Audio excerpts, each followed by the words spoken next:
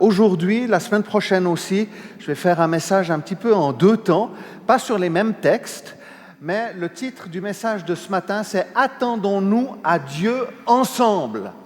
Et c'est quelque chose qui est tellement important et essentiel, le corps de Christ, d'être ensemble les uns avec les autres. Et puis j'avais trois textes que j'avais envie de prendre avec vous ce matin. Le premier se trouve en Actes, le chapitre 1, les versets 12 à 15. Nous lisons dans Second 21, vous les avez aussi à l'écran. Donc les disciples sont juste à l'ascension, quand Jésus est en train de disparaître sous leurs yeux, de monter au ciel. Et il nous est dit ceci: alors ils retournèrent à Jérusalem, de la colline appelée Mont des Oliviers, qui est près de Jérusalem, à la distance d'1 kilomètre environ. Quand ils furent arrivés, ils montèrent à l'étage dans la pièce où ils se tenaient d'ordinaire. Il y avait là Pierre, Jean, Jacques, André, Philippe, Thomas, Barthélemy, Matthieu, Jacques, fils d'Alphée, Simon le Zélote et Jude, fils de Jacques. Tous persévéraient d'un commun accord dans la prière avec les femmes, avec Marie, la mère de Jésus, et avec les frères de Jésus. À cette époque-là, Pierre se leva au milieu des disciples. Le nombre des personnes réunies était d'environ 120. Nous prenons un deuxième texte dans Actes chapitre 2, les versets 1 à 4. Acte 2, les versets 1 à 4. Quand le jour de la Pentecôte arriva, ils étaient tous ensemble au même endroit. Tout à coup, il vint du ciel un bruit, comme celui d'un vent violent, qui remplit toute la maison où ils étaient assis. Des langues qui semblaient de feu leur apparurent, séparées les unes des autres. Elles se posèrent sur chacun d'eux. Ils furent tous remplis du Saint-Esprit et se mirent à parler en d'autres langues, comme l'Esprit leur donnait de s'exprimer. Et nous prenons un troisième texte dans Éphésiens, le chapitre 1, les versets 20 à 23. Cette puissance, Dieu l'a déployée en Christ quand il l'a ressuscité et l'a fait asseoir à sa droite dans les lieux célestes, au-dessus de toute domination, de toute autorité, de toute puissance, de toute souveraineté et de tout nom qui peut être nommé, non seulement dans le monde présent, mais encore dans le monde à venir. Dieu a tout mis sous ses pieds, donc sous les pieds de Jésus, et il l'a donné pour chef suprême à l'Église qui est son corps, la plénitude de celui qui remplit tout en tous. Amen. Nous prions. Seigneur, merci pour ta présence. Merci pour ta parole. Merci pour l'action de ton esprit au milieu de nous. Seigneur, merci parce que tu parles encore aujourd'hui. Merci parce que, oui, tu nous interpelles. Merci parce que tu nous amènes de l'avant. À toi soit toute la gloire, Seigneur. La gloire de Jésus. En ton nom, Seigneur. Amen. Attendons-nous à Dieu ensemble. Alors, dans ce premier texte des Actes, comme je le disais en préambule, les disciples ont assisté à l'ascension de Jésus. Jésus a terminé son ministère terrestre. Elle leur dit maintenant, il faut que je m'en aille, mais le Seigneur les a pas laissés comme ça sans rien. Il leur avait déjà dit, vous pouvez le lire dans Jean 14 à 16, où Jésus avait annoncé la venue de l'Esprit du Consolateur, qui leur enseignerait toutes choses. Et puis là, les disciples sont là et ils décident de retourner à Jérusalem pour recevoir ce qui leur a été promis, le Saint-Esprit. Et puis on voit ce mot qui est très important en grec, qu'on retrouve une dizaine de fois dans le Nouveau Testament. C'est homotumadon, c'est un peu, on dirait presque un dinosaure préhistorique, mais c'est un mot qui veut dire en grec d'un même souffle, d'un même accord. Et c'est intéressant de voir qu'il y a toute une liste de noms qui nous est donnée, dans laquelle il n'y a pas seulement des apôtres, mais tout plein d'autres personnes. Tous, il nous est précisé qu'on y voit les femmes, Marie, la mère de Jésus, ses autres fils, Jacques, Joseph, Simon et Jude, et qu'ils étaient en tout 120 personnes. Cette mention, tous persévéraient d'un commun accord, souligne un élément important, d'un même accord, d'un même souffle, d'une même aspiration. Les tous qui sont d'un commun accord ne l'ont pas toujours été. Souvent, on idéalise beaucoup quand on lit la parole de Dieu, quand on lit la première Église, on est beaucoup à idéaliser. Mais vous savez, si ensuite l'apôtre Paul a écrit des épîtres, c'est parce qu'il y avait bel et bien des dissensions et des problèmes et des problématiques dans les premières églises. Ça, c'est une réalité. Des tensions et des rivalités ont souvent opposé ceux qui étaient autour de Jésus. Les évangiles nous montrent que Marie a eu de la peine à comprendre son fils. Elle ne saisissait pas tout pendant son ministère terrestre et que les frères de Jésus ne croyaient pas en lui. Il y a même à un moment donné, ils vont le traiter de fou dans Marc 3, 21.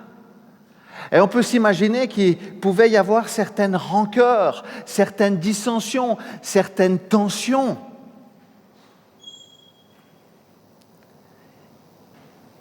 Il y a sans aucun doute eu des demandes de pardon réciproques et des réconciliations. On peut le voir aussi dans les dissensions, peut-être qu'il y avait certainement des points de vue aussi qui étaient différents, des idées différentes. Alors les 10 jours qui ont séparé l'ascension de la Pentecôte n'ont pas dû être de trop pour cet accordage les uns avec les autres. Souvent on se dit, mais pourquoi est-ce qu'il y a eu 10 jours ? Et ça m'a interpellé en lisant toute cette liste de noms. Avec cette mention, ils étaient tous ensemble d'un même accord. Ils ont dû prendre du temps à s'accorder, à être les uns avec les autres. L'esprit de Jésus, dont ils avaient reçu un acompte quand Jésus a soufflé sur eux, dans Jean 20, 22, était déjà à l'œuvre en eux. Mais ce n'était que les prémices de l'envoi de l'Esprit sur toute chair.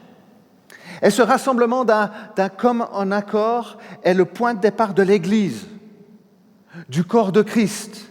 Et ce passage que nous lisons là va être la fondation de la première Église. Et ce commun accord n'est pleinement possible que parce que Jésus nous fait grâce. Les compteurs peuvent être mis à zéro.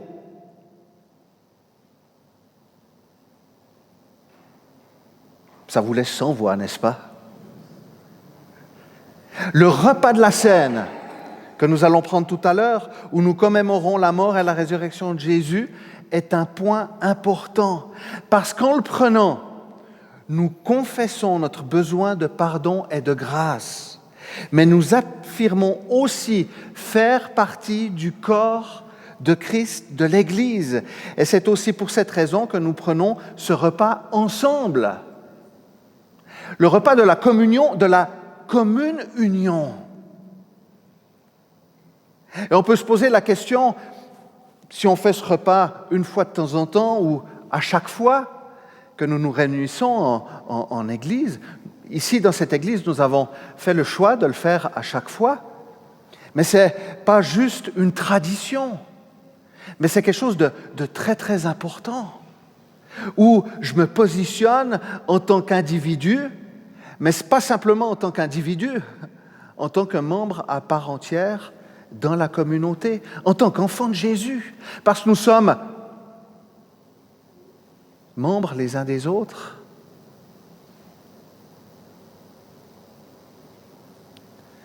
L'Église ne devrait pas être un lieu de clivage, de dissension et de division, mais d'unité, de réconciliation et de paix.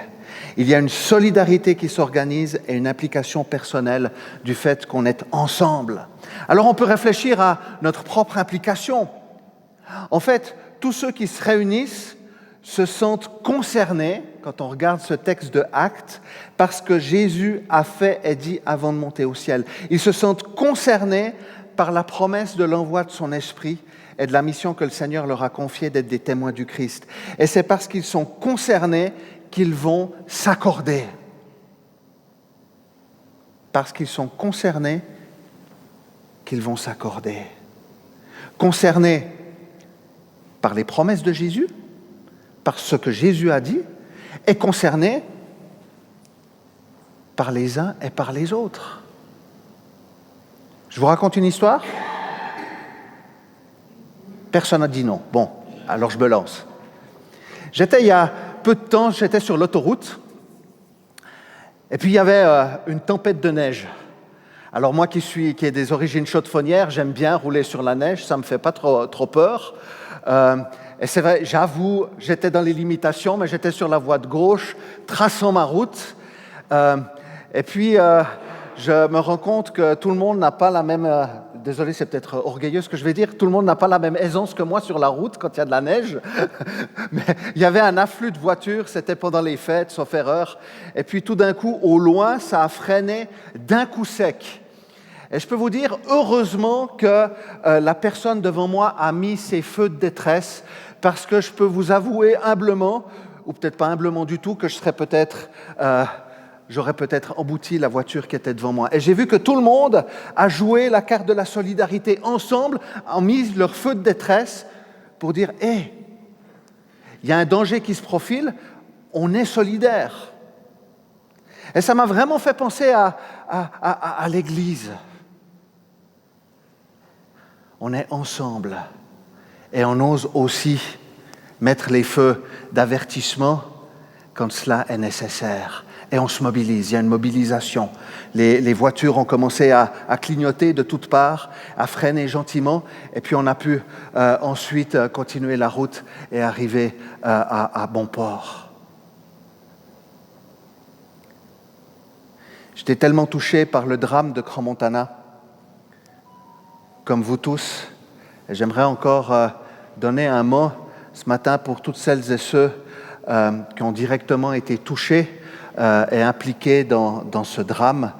Nous prions pour vous et nous demandons au Seigneur aussi son intervention. Et j'étais touché de voir aussi toute la solidarité, alors que les personnes ne se connaissaient pas forcément, où on voit certains héros dont les histoires ont été contées dans le journal, qui tout d'un coup ont vu le danger et se sont précipités pour sauver les uns et les autres et apporter leur aide urgente pour que des personnes soient sauvées. Et j'ai trouvé que c'était une image forte, une image aussi qui nous fait penser à l'Église, le fait d'être un corps. L'Écriture nous dit, si un membre pleure, les autres pleurent. Si un membre se réjouit, les autres se réjouissent. Et puis je peux vous dire, personnellement, on a vécu en famille un deuil il y a de nombreuses années. C'était en 1997 où j'ai mon oncle, donc c'était le fils de mon grand-père, le pasteur Etance, qui est décédé d'un cancer à l'âge de 40 ans. Et c'était une tragédie, c'était un drame que nous avons vécu, notre famille, avec ma mère, mon frère et moi. Et je me souviens de l'Église qui nous a soutenus, l'Église qui nous a portés. Et c'était tellement important de sentir qu'on n'était pas seuls, mais de sentir qu'on était ensemble et qu'on demandait ensemble le fait d'être secourus, d'être soutenus et d'être consolés. Il y a une application personnelle dans le fait de s'accorder. Jésus l'a dit dans Matthieu 18, 19 à 20, « Je vous dis encore que si 2 d'entre vous s'accordent sur la terre pour demander quoi que ce soit, cela leur sera accordé par mon Père céleste. En effet, là où 2 ou 3 sont rassemblés en mon nom, je suis au milieu d'eux. » Alléluia. Le fait de s'accorder. Pourquoi est-ce qu'on va prier ? Qu'est-ce qu'on décide ensemble d'amener devant le trône de la grâce pour être secourus dans nos besoins? Et j'aimerais vraiment nous encourager à plus communiquer les uns et les autres pour les sujets de prière que nous aimerions partager. Il n'y a pas besoin de faire un roman, de faire je ne sais pas combien de temps pour expliquer, mais simplement de s'accorder. Qu'est-ce qu'on s'accorde pour demander au Seigneur? Et quand deux s'accordent, le Seigneur répond. Parce que s'accorder, ça demande à ce qu'on se positionne. Je me sens aussi concerné par les promesses de Dieu. Je crois que le Seigneur peut intervenir dans telle ou telle situation. Et nous ne recevons pas lorsque nous ne demandons pas. Et s'accorder va demander à s'écouter les uns les autres. Et ce n'est pas juste l'affaire d'une personne, mais de l'ensemble. L'Église est l'ensemble des croyants qui sont concernés à la fois par les promesses de Dieu et à la fois concernés les uns par les autres qui ont la conscience du corps. D'un commun accord, ce tous ensemble est une condition préalable à la Pentecôte. Et vous le voyez aussi dans Acte 2, c'est exactement le même terme qui est utilisé. C'est aussi le résultat de l'effusion de l'Esprit. C'est le même terme qu'on retrouve à ce moment-là, et il est aussi utilisé pour la prière et le culte dans la première Église. Des hommes et des femmes qui se réunissent, conscients et convaincus de la nécessité de l'intervention de Dieu.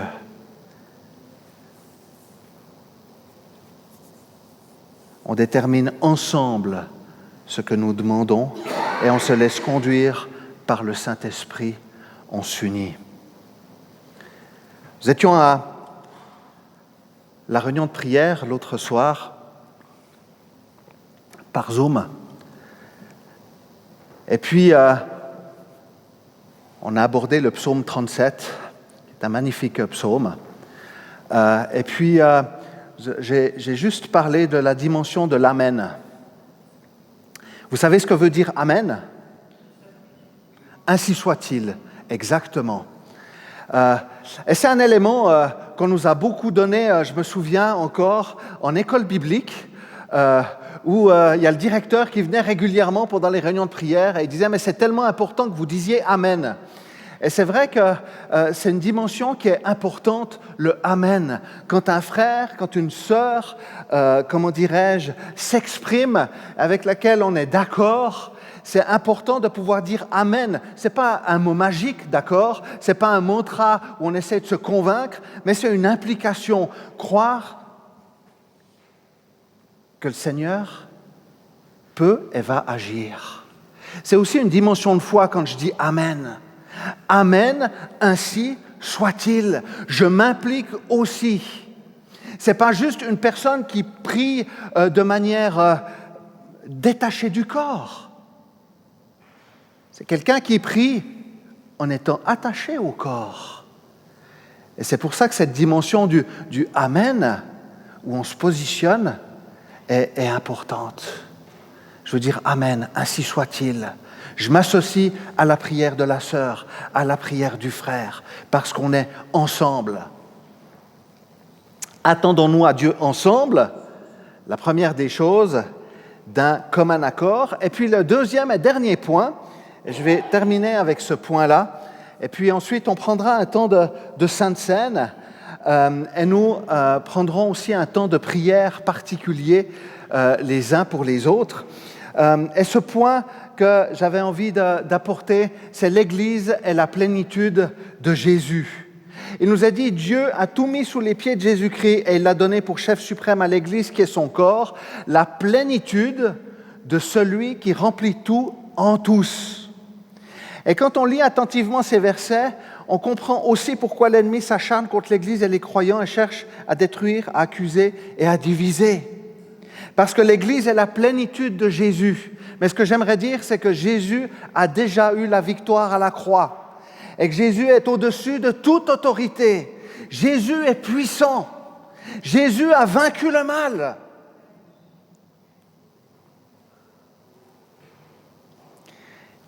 L'Église est la plénitude de Jésus. C'est une réalité spirituelle. Christ remplit tout en tous. Ça veut dire que je vais être comblé de tout ce dont j'ai besoin.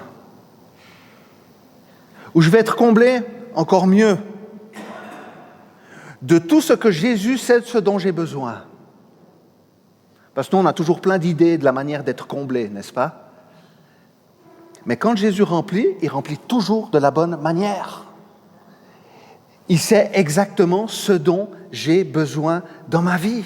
Et ce verbe « remplir » a le sens d'amener à l'accomplissement, d'achever, de rendre parfait. On voit qu'il y a un mouvement rempli de l'Esprit de Dieu, de la vie de Jésus, de sa gloire et de sa présence.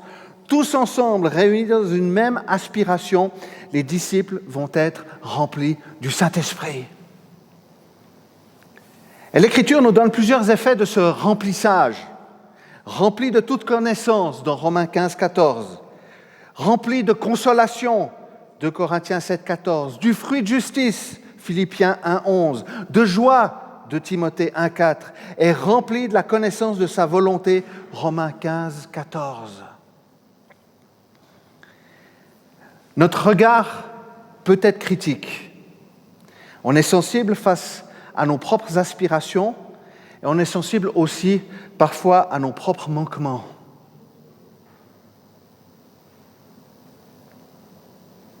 Pourtant, celui qui agit, c'est le Christ. Et l'Église, tout comme mon corps est le temple du Saint-Esprit, sont les lieux où la présence de Jésus et de son Esprit sont appelés à se manifester puissamment. Être rempli est l'œuvre de la grâce. Notre attente ne devrait pas se focaliser sur une personne ou un ministère, mais sur le Christ. Parce que c'est de lui que viennent toutes les grâces, les bontés et les bénédictions. Bien sûr que nous sommes, des vecteurs d'encouragement et de bénédiction, mais ne nous trompons pas là où nous mettons notre attente. Ne nous attendons pas à des hommes, mais attendons-nous au Christ. N'allons pas vers des hommes, mais allons vers Jésus. Parce que c'est lui qui agit, c'est lui qui a toujours le dernier mot. L'Église est le lieu de la révélation de Jésus-Christ, de la puissance, de la présence et de la gloire de Dieu. Le corps de Christ a une différence marquée face au monde. L'Église peut être un endroit où on s'attend à ce que Jésus se manifeste. Et je me souviens, nous étions ici à l'Église, il y avait, vous vous souvenez peut-être, on avait invité Jacqueline Frézard, et il y a une personne qui était venue du quartier ici, pour laquelle on avait prié, et qui a véritablement, et je crois vraiment, qu'elle a reçu une vision de Jésus. Quelque chose de fort. Après, je me dis, mais qu'est-ce qui a fait que cette personne, alors je ne sais pas si elle a continué à accrocher, mais en tout cas, elle n'a pas continué, mais un lieu où Jésus se manifeste, où la présence de Dieu est manifeste.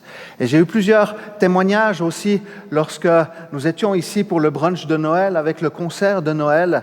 Et j'ai quelqu'un qui venait pour la première fois dans cette église et qui est venu me voir à la fin, une personne qui était croyante et m'a dit ceci, m'a dit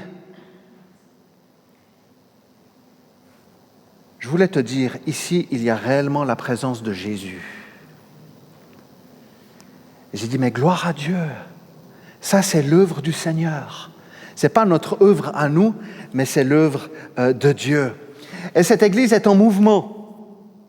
Un lieu de construction et de sanctification. Éphésiens 3, 19 dit ceci, « Connaître l'amour de Christ qui surpasse toute connaissance, en sorte que vous soyez remplis, donc il y a une idée de mouvement, jusqu'à toute la plénitude de Dieu. » Éphésiens 4, 13 nous dit ceci, « Jusqu'à ce que nous soyons tous parvenus à l'unité de la foi et de la connaissance du Fils de Dieu, à l'état d'homme fait et à la mesure de la stature parfaite de Christ. » Il y a aussi une progression, il y a aussi un chemin vers la maturité. La mission de Jésus est de conduire son épouse, l'Église, à la sainteté pour lorsqu'il reviendra la faire paraître glorieuse, sans tache, ni ride, ni rien de semblable, mais sainte et irréprochable. Alléluia. Attendons-nous donc à Dieu ensemble, avec cette dimension de nous accorder, nous sentir concernés, avec aussi un point fort de réalisation de mon besoin de pardon et de grâce, et aussi du fait que j'appartiens au corps de Christ et que nous sommes tous membres les uns les autres. Nous sommes pas dans la même galère, n'est-ce pas, mais dans le même bateau. On est dans le même corps, on fait partie du même corps, on fait partie de la même Église. Alors soyons unis, soyons pleins de grâce et de bonté les uns avec les autres. Prenons soin de notre corps, alors qu'au mois de janvier, on nous parle de plein de choses, de faire du fitness, de faire attention à son alimentation. Et j'en passe, au mois de février, tout le monde aura oublié. Mais au mois de janvier, et j'ai envie de dire pour l'Église, pour tous les autres mois de l'année, prenons soin de notre corps, prenons soin du corps. Et la deuxième chose, l'Église est la plénitude de Jésus. L'Église fait partie du plan de Dieu. Et c'est Jésus qui a été institué sur l'Église comme le grand chef et le grand patron. Et sa puissance se manifeste encore au sein de son corps. À lui soit toute la gloire dans le nom de Jésus. Amen.